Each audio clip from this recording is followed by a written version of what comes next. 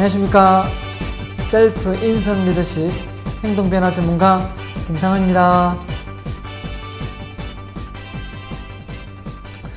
부모 자격증 과정 9강 자녀와 소통 잘하는 방법에 관한 내용을 1, 2강, 9강, 10강 연달아서 해드리도록 하겠습니다. 사실 소통하면 예전부터 쭉 해왔던 내용인데 이 최근 들어서 1, 2년 사이에 소통에 관한 내용이 많이 강의를 제가 가고 있고 또 많은 강사분들이 강의를 하고 있는 걸로 알고 있습니다. 그럼 예전에는 소통이 아예 필요 없었습니까? 그건 아닙니다. 그런데 왜 최근 들어서 이렇게 소통이 안 된다, 소통이 부재다, 소통이 더 많이 중요하다고 인식되고 있을까요? 그것은 다름 아닌 바로 이 가정이 예전에는 이렇게 수직적인 조직이 되었다면 이제는 수평적인 조직으로 회사고 가정이고 바뀌기 때문입니다. 바뀌어가기 때문이죠. 예전에는 엄마 아버지 중에 아버지가 항상 가장이고 아버지가 권위로워서 집안의 분위기를 진두지휘했다면 이제는 엄마와 대등한 관계이기도 하고 또 자녀도 또 그에 맞게끔 걸맞는 대등한 관계입니다. 그래서 소통은 위에서 밑으로 아래로 이렇게 권한과 권력을 가지고 소통을 하는 경우는 진정한 소통은 아닌 거죠. 자, 그래서 가정에서 진정한 소통이 일어나려면 어디까지나 수평적, 아들, 딸, 부모, 부부 사이 또 시부모 다 마찬가지겠죠. 다 동등한 상황일 때 소통은 일어나는 겁니다. 자, 그런 의미에서 가정에서 소통을 잘할 수 있는 방법으로 제가 소개를 드리도록 하겠습니다. 자, 소통 관련해서 말씀드리면 소통이란 그 다음에 자녀와 소통이 안 되는 이유는 그죠? 그 다음에 자녀와 소통 잘하는 방법은 그 다음에 그 소통 중에서 가장 핵심적인 경청이 얼마나 좋은지, 효과가 어떻게 경청이 효과가 있는지, 그 다음에 EQ 능력까지 말씀드리고 소통 강의 1강을 마치도록 하겠습니다. 자, 소통이 뭐냐? 상대방과 마음의 문을 열고 편견을 버린 채 수용의 자세에서 공감하는 것이다. 좋은 말은 다 적어놨죠. 상대방과의 마음의 문을 열고 나의 편견을 버린 채 받아들이는 것이 수용의 자세에서 공통점 찾기죠. 공감하는 것이다. 자, 이게 진정한 소통입니다. 그런데 마음의 문도 안 열리는 사람도 있고 편견으로 선입견으로 상대방의 말을 거부하는 사람도 있고 받아들이는 것보다는 거부하는 사람, 그죠? 공감 능력이 떨어지는 사람, 역시 이런 사람은 소통이 안 되는 겁니다. 자, 그래서 첫 번째 소통이 잘 되면 오픈 마인드. 이 마인드가 열려 있어야 됩니다. 마인드가. 자, 그래서 이 마인드가 열려 있으면서 남의 말을 잘 경청하는 사람이 진정한 소통의 달인이 되는 거죠. 그래서 부모가 자녀하고 이렇게 소통할 때 부모가 자녀에게 일방적으로 말을 많이 하는 것이 아니라 자녀가 말을 많이 하고 할 수 있도록 잘 경청하고 자녀의 말을 끊지 않는 게 정말 중요한 것 같습니다. 자, 그래서 진정한 성공이란 뭐냐? 나이가 들수록 가족과 주변 사람들이 점점 더 나를 좋아하는 것이 아닐까 생각해 봤습니다. 주변 사람들, 가족이 나를 좋아하는 거요. 그래서 이것이 진정한 성공이다. 자, 그러면 가족들이 나를 좋아하게 만드는 그 비결은 무엇인가? 뭘까요? 가족들이 나를 좋아하게 만드는 거. 그건 어디까지나 가족들의 말을 잘 경청하고 서로 잘 소통하는 방법밖에 없겠죠. 그래서 존경받는 리더는 많지만 존경받는 리더가 되려면 불통이 아니라 소통이 돼야 됩니다. 불통이 아니라 소통이 돼야 되는 거죠. 그래서 소통하지 않으면 고통이 따른다. 소통하지 않으면 고통이 따른다. 이 소통이 되지 않으면서 고통이 따를 수밖에 없다는 거죠. 자, 그래서 좋은 감정 표현하기. 자, 저는 이런 생각을 해봤습니다. 종은 울려야 종이고 울리지 않는 종은 유물에 지나지 않는다. 사랑도 표현해야 사랑이고 표현하지 않는 사랑은 사랑이 아니다. 결국은 종도 울려야 종이지만 가족 사이에 서로 사랑이 싹 트는데 그걸 표현하지 않는다고요. 말로 표현하지 않는다는 거죠. 특히 남편이 아내에게 여보 사랑해, 아이들 보고 누구야, 유빈아, 승빈아 사랑해, 이렇게 사랑의 표현을 말을 안 한다면 결국은 아무 의미가 없는 거죠. 마음으로 100번 하면 뭐합니까? 그걸 알아준 사람이 어디 있습니까? 자, 그래서 자녀와 소통이 어려운 이유가 뭔가? 소통이 안 되는 이유. 자, 이걸 알면 소통의 원인을 정확하게 아는 거기 때문에 소통을 잘할 수 있도록 만들어줄 수 있겠죠. 자, 첫째, 다름을 인정하지 않기 때문이다. 자, 아이가 첫째, 둘째 어떻습니까? 성격이 같습니까? 다릅니까? 정말 다르죠. 자, 내가 지금 이 영상을 보시는 우리 어머니들, 내가 배 아파서 난 아이인데 어떻게 이렇게 성격이 다르냐 이게. 자, 이 주변 많은 사람들하고 조직생활을 해야 되는 입장에서 이렇게 다른 걸 인정하지 못해서 이 조직생활이 어려운 경우가 많습니다. 결국은 다르구나. 틀린 게 아니고 다르구나. 이게 정말 중요합니다. 두 번째는 뭐냐면 대화의 공통점입니다. 이 말을 할 때 보면 어떤 말은 어떤 사람하고는 이 대화가 잘 진행되는 경우도 있고 어떤 사람하고는 말이 자꾸 끊깁니다. 그 끊기는 이유를 보면 서로 말을 상대방이 할 때 잘 경청하지 않으면서 이 공통점을 못 찾는 거예요. 공통점을 못 찾는 이유가 잘 경청하지 않기 때문이고 경청하지 않기 때문에 공통점을 못 찾는 거예요. 그래서 일단은 상대방의 말에 대화 내용에 이 공통점을 찾으면서 이 맞장구를 잘 칠 때 대화는 이어가는 겁니다. 자, 그래서 여기 뭐 해야 돼? 부모가 하고 싶은 말이 아니라 자녀가 듣고 싶은 말. 그러니까 상대방이 듣고 싶어하는 말을 해야 되는데 내가 하고 싶은 말로 계속 말을 한다면 대화는 단절되는 거죠. 세 번째는 마음의 문을 열지 않는다는 거예요. 오픈 마인드가 되지 않는다는 거죠. 이미 이제 이런 말 있죠. 내가 좀 더 과시를 하거나 내가 좀 우위에 있다고 생각하거나 이런 어떤 마인드를 가지는 사람들은 사실 어떤 밑에서 이렇게 말을 할 때 잘 안 듣는 면이 많아요. 또 아이가 말을 할 때 부모들은 좀 이렇게 깔보는 경우가 있어요. 이러다 보니까 대화가 잘 안 되죠. 꽉 막혀 있고. 그래서 아이가 하는 대로 뭔가를 들어주고 또 엄마가 말한 대로 좀 들어주고 이렇게 쌍방이 왔다 갔다 해야 되는데 일방적으로 아이가 항상 그죠? 엄마 아빠 말을 들어야 된다면 자기의 말을 수긍해 주지 않는다면 그 다음부터 말을 하기 싫은 거죠. 자, 네 번째입니다. 가르치려고 들기 때문이다. 자, 가르치는 거 정말 중요합니다. 아이가 모르고 그죠? 이거 있는 상황에서 잘 가르쳐야 되겠죠. 근데 이 가르침이 계속 이어진다는 겁니다. 그러면 어떻습니까? 결국은 학교 선생님이 해야 될 역할이 부모가 하다 보면 어떻습니까? 이게 잔소리로 많이 치부가 된다는 거죠. 그래서 물론 뭐 잘못하고 크게 잘못하면 잘 가르쳐야 되겠지만 그렇지 않고 계속 부모가 교사 노력을 하고 교사 노릇을 하고 있다면 그건 문제가 된다 생각합니다. 그 가르치는 거는 선생님께 맡기고 좀 더 롤 모델이 되어서 보여주는 부모 역할이 정말 중요한 것 같습니다. 그 다음 다섯 번째입니다. 성적으로 대화를 이어가기 때문이다. 그래서 대화를 뚝 끊고 안 하고 있다가 아이가 성적표 받아오는 날 대화가 이어진다. 이런 문제가 되는 거죠. 그죠? 평소에 대화가 되다가 또 성적표 받는 날 대화가 되면 또 문제가 없는데 대화를 전혀 안 하고 있다가 성적표 받는 날 대화를 한다. 그러면 아이가 우리 엄마 아빠는 나하고 대화가 이 성적표밖에 없구나 이런 생각을 가지게 된다는 겁니다. 자, 그래서 자녀와 소통을 잘하려면 앞서 내용을 좀 더 유추해 가지고 넘지 않을 선을 넘지 않. 자, 부부가 결혼을 해서 친하다고 해서 남편이 아내가 툭툭 때리거나 친다면 이거는 뭐 친구도 아니고 부부 사이에 너무 그죠? 존중하지 않는 태도입니다. 그렇기 때문에 이 넘지 않을 선을 넘은 거죠. 또 부모가 자식한테 이렇게 혼낼 때 뭐 혼을 낼 수 있습니다. 매를 들 수도 있어요.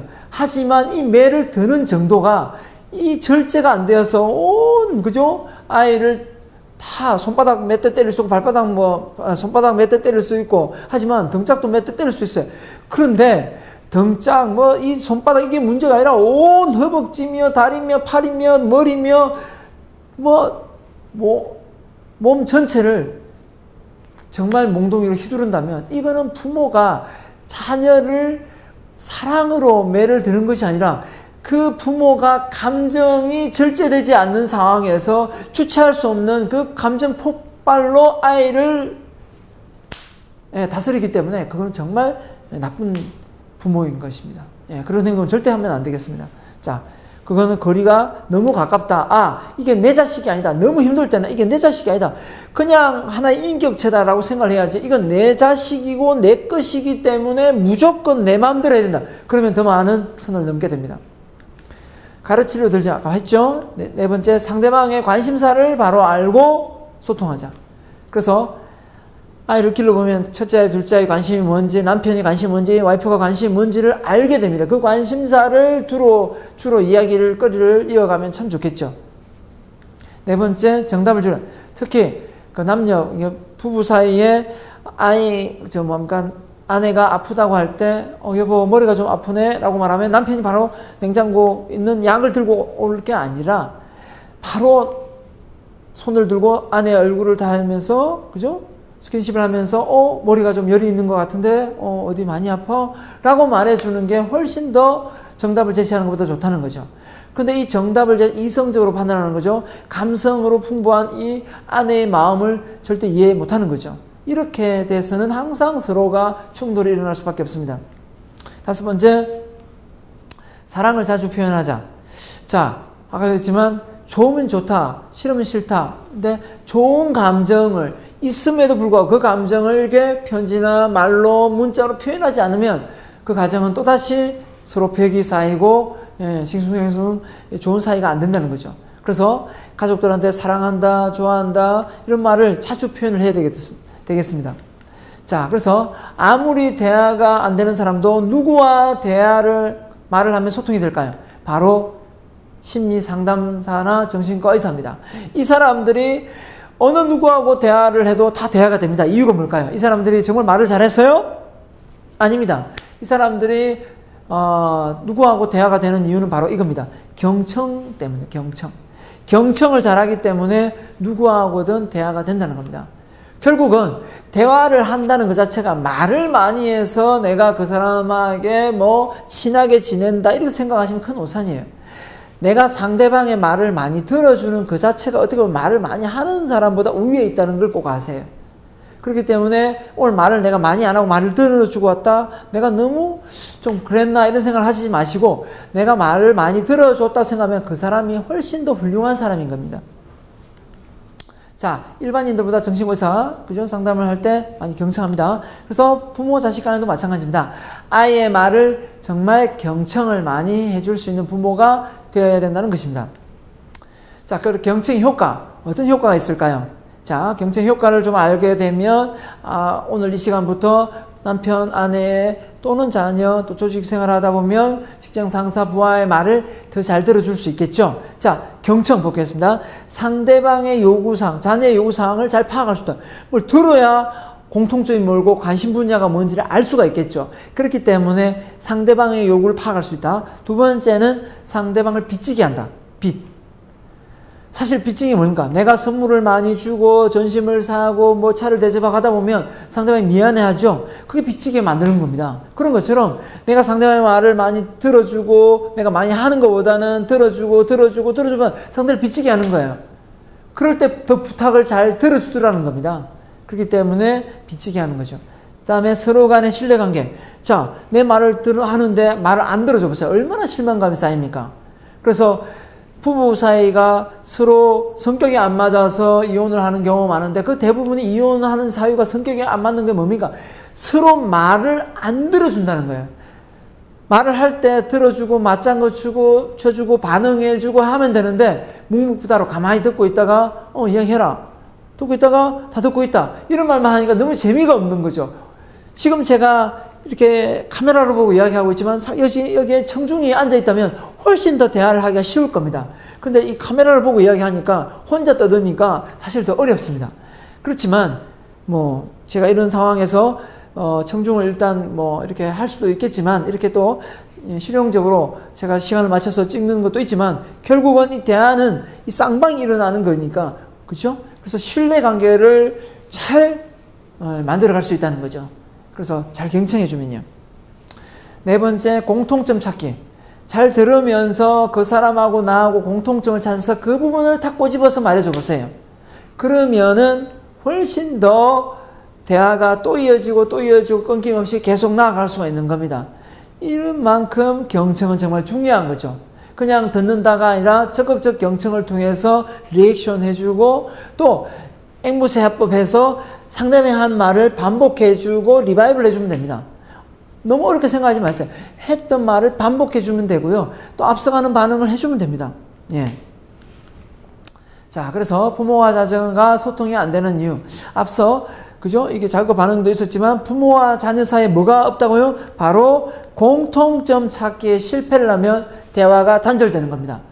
부모가 관심이 뭐고 자녀가 관심이 뭐고 다 다르기 때문이죠. 자, 그래서 자녀의 관심이 뭔가 봤더니 친구, 또래관계, 레벨, 게임, 레벨, 연예인, 누굴 좋아하고 용돈을 어떻게 하면 많이 받고 싶고 학용품 뭘 사고 싶고 또 뭡니까 휴대폰, 최신폰 어떤 걸 갖고 싶고 이런 쪽에 관심이 많은데 부모님의 관심은 어떻습니까? 부모의 관심은 학업 성적, 진로, 아이의 게임 중독, 휴대폰 중독, 꿈, 자녀의 건강 이런 쪽에 관심이 많다 보니까 대화의 소재가 다르기 때문에 오히려 대화가 단절되는 경우가 많죠.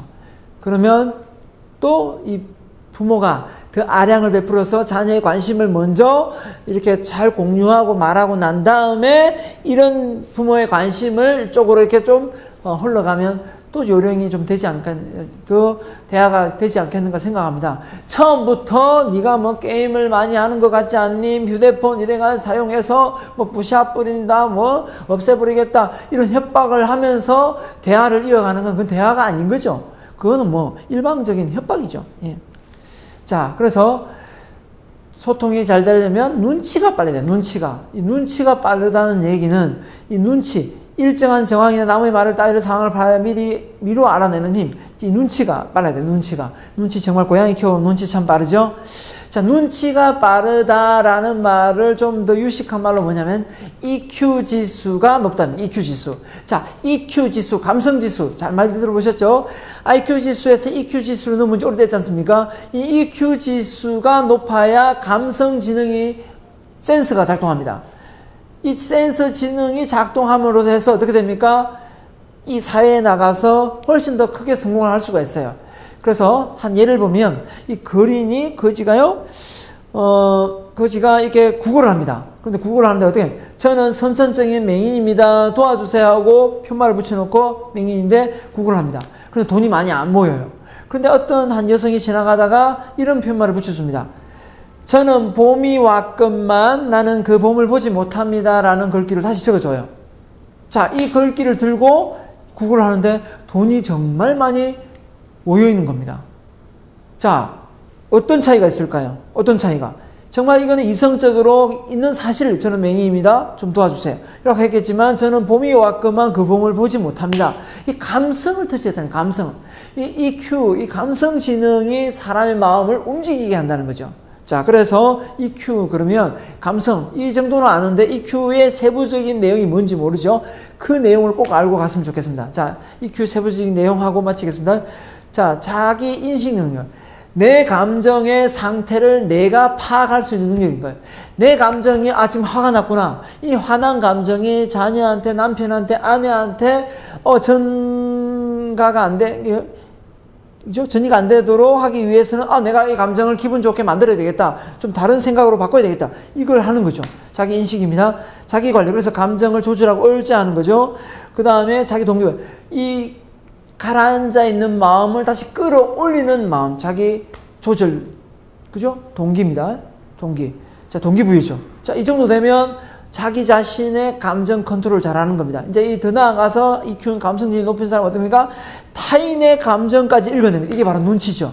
지금 타인의 감정이 슬픔에 잠겨있는지 기쁨에 잠겨있는지 상황 파악해가면서 해야 되겠죠.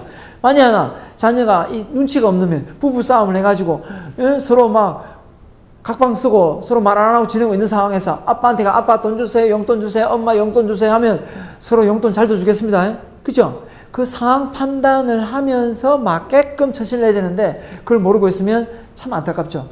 결국은 이 타인의 감정을 인지하고 그 상황에 맞게끔 행동하는 거, 이거 정말 중요한 것 같습니다. 자, 그 다음에 타인 조절 능력. 자, 타인의 감정을 인정하는 것을 넘어서서 타인의 감정까지 푹 돋아준다는 거죠. 이 정도 되면 동기부여가 자기 자신의 동기부여지만 타인을 동기부여시키고 멘토 역할까지 되는 거죠. 누군가가 힘들 때, 여러분이 부모님이 힘들 때 누군가한테 전화 통화를 해서 그분하고 통화를 하고 나면 내 기분이 좋아진다. 사실 그분에 의해서 내가 기분이 좋아졌다면, 통화를 해서 좋을 때는 내가 타인을 통해서 조절된 겁니다. 내 감정이. 그런 경우죠. 바로 이 영상을 보시는 여러분이 그렇게 되셔야 됩니다. 부모님께서 아이가 학교에서 안 좋은 일이 있거나 남편이 회사에서 또 아내가 회사에서 안 좋은 일이 있을 때 어떻게 됩니까? 그 서로 대화하고 소통해서 그 몇 마디 주고받으면서 상대방의 감정을 다시 처진 감정을 끌어올려주면 결국은 타인 조절 능력까지 갖춘 거죠. 이 정도의 실력을 갖추신 소통이라면 여러분은 정말 훌륭한 부모인 것입니다. 자, 그래서 지금까지 소통에 관해서 말씀을 드렸는데요. 이렇게 소통은 하루아침에 되는 건 아니겠지만 상대방과의 공통점을 찾고 그 공통점을 잘 찾기 위해서는 경청을 잘해야 되고, 또 경청을 잘해서 더 넘어가서 뭡니까? EQ 지수. 타인 감정, 자기 감정까지 잘 파악하면서 이 눈치가 빠른 사람이 소통을 잘하더라 라는 겁니다. 그래서 부모가 자녀가 소통을 잘하려면 자녀의 관심사를 잘 파악해서 그 관심사를 가지고 대화를 이어가다가 나중에 부모님이 하고 싶은 말로 이어지면 훨씬 더 행복한 가정이 되지 않겠는가 생각합니다. 자, 소통 강의 오늘 여기까지 9강 하고 마치고 다음 10강 때 뵙겠습니다. 감사합니다.